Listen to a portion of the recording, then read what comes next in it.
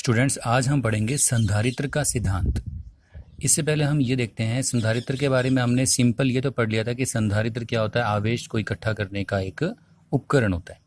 लेकिन हर एक वस्तु को हम संधारित्र नहीं बोल सकते। उसकी कैपेसिटी तो है हर एक वस्तु की आवेश को इकट्ठा करने की, लेकिन हम उसे संधारित्र नहीं कह सकते, हम उसे कैपेसिटर नहीं कह सकते। कैपेसिटर हमें अलग से बनाना पड़ता है, मतलब हमें उसकी कैपेसिटी बढ़ानी पड़ती है, उसकी धारिता हमें बढ़ानी पड़ती है, तब हम उसे संधारित्र कहते हैं। हमने फॉर्मूला पढ़ा था Q is equal to C V या C is equal to Q upon V. ये धारिता ज्ञात करने का फॉर्मूला था।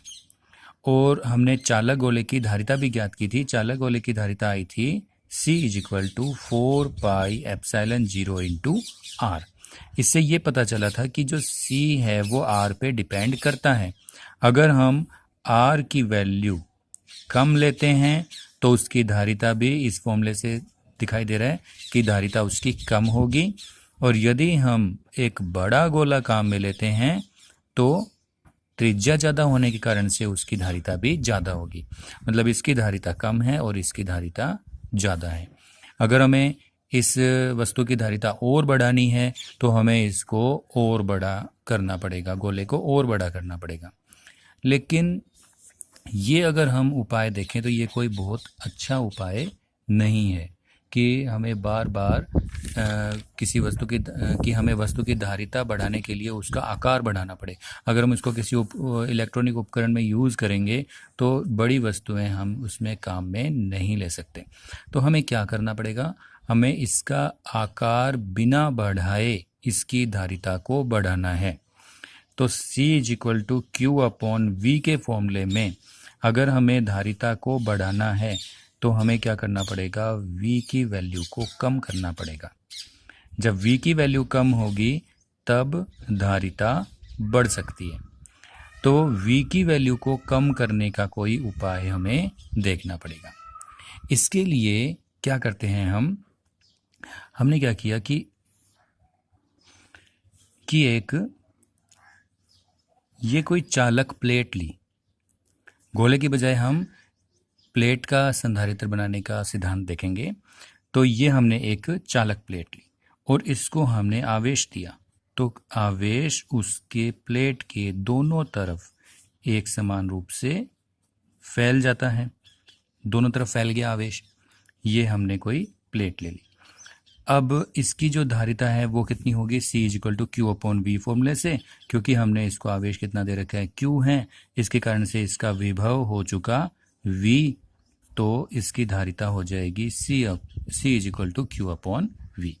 लेकिन हमें इसकी धारिता को बढ़ाना है क्योंकि इसकी अभी आवेश ग्रहण करने की क्षमता बहुत ज़्यादा नहीं है, इसलिए हम इसे संधारित्र नहीं बोल सकते।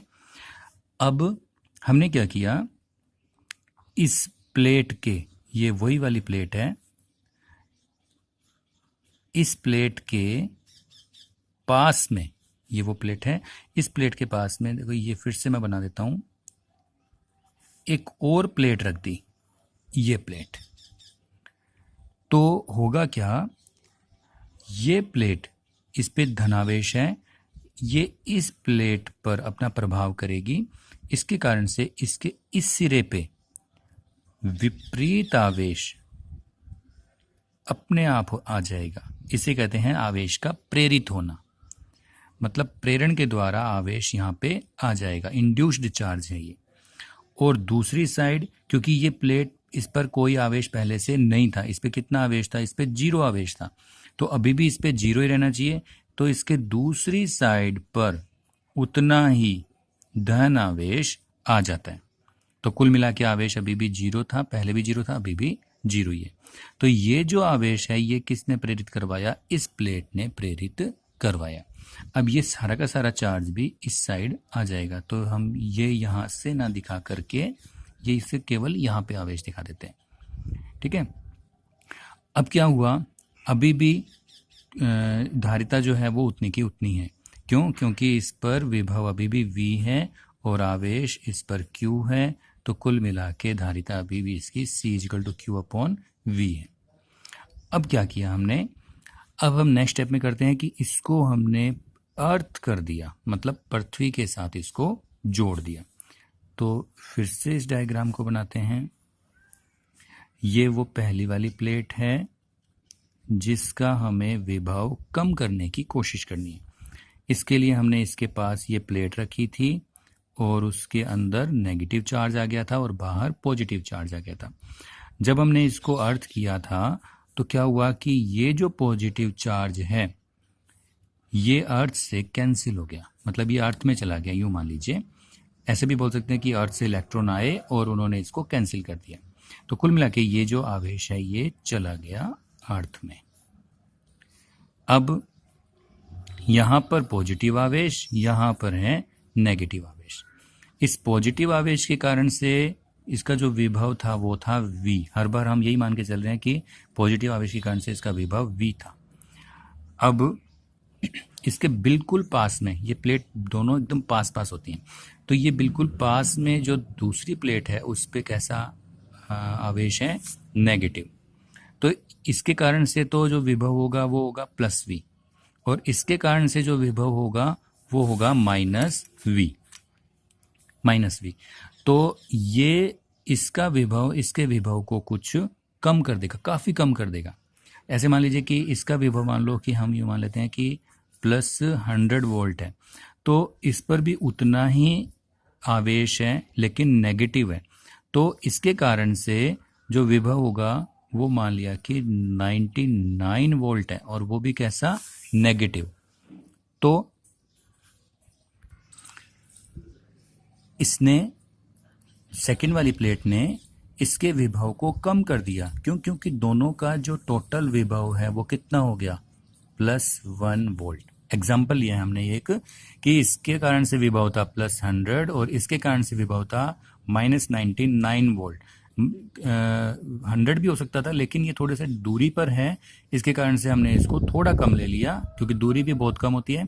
तो 100 वोल्ट और -99 वोल्ट कुल मिला के कितना वोल्ट हो गया, 1 वोल्ट। तो अब हमने ये देखा कि C = Q/V। V पहले कितना था, 100 था, अब कितना हो गया, इस प्लेट के रखने पर और अर्थ करने पर इसकी वैल्यू हो गई 1। इसका मतलब हमारे जो वोल्टेज है वो बहुत ज़्यादा डाउन हो गया। तो वोल्टेज डाउन होने के कारण से जो धारिता है वो काफ़ी बढ़ जाती है। तो इसके लिए हमने ना तो इस प्लेट का आकार बढ़ाया, हमने इसका आकार नहीं बढ़ाया। ऐसे नहीं है कि छोटा गोला लिया तो धारिता कम और उसके बजाय बड़ा गोला ले लिया तो धारिता ज़्यादा हो गई। तो ये जो आकार बढ़ाना है ये सही तरीका नहीं है। हमने इसके लिए क्या यूज किया कि उस चालक के पास में एक और अन्य चालक रखा जिसके कारण से उस पर आवेश प्रेरित हो गया, अंदर की तरफ विपरीत आवेश और बाहर की तरफ समान आवेश। मतलब पॉजिटिव थी तो अंदर की तरफ तो नेगेटिव आ गया और बाहर की तरफ पॉजिटिव आ गया। फिर उसे अर्थ करने पर बाहर का आवेश अर्थ में चला गया और अंदर वाला आवेश रह गया। इसका विभव था V और इसका विभव है विपरीत है, ये पॉजिटिव है तो ये नेगेटिव है, उससे थोड़ा सा कम है।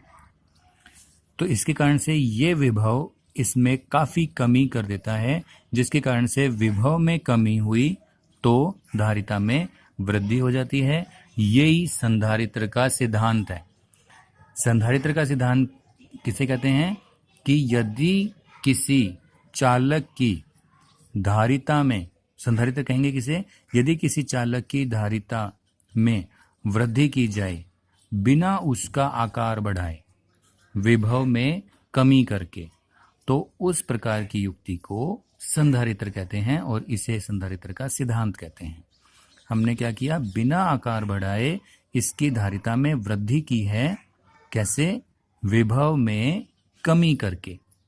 तो अब इसको क्या कहेंगे, हम संधारित्र कहेंगे।